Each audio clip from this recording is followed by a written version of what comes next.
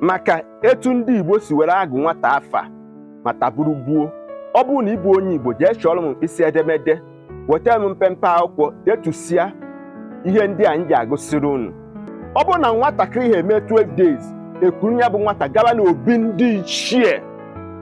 Ngwuru ọbụla nwere obi ndị ichie, eduru ya erute n'obi ndị ichie dịka ndị si were eme.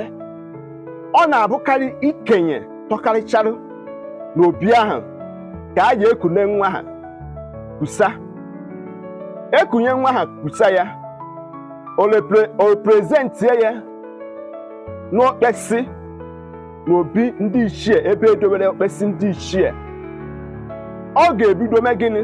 Were ilu wee kwuo okwu wee kene ekekere ụwa, kene aja ana, kene mmụọ niile na nwatakịrị a si wee bịa ụwa.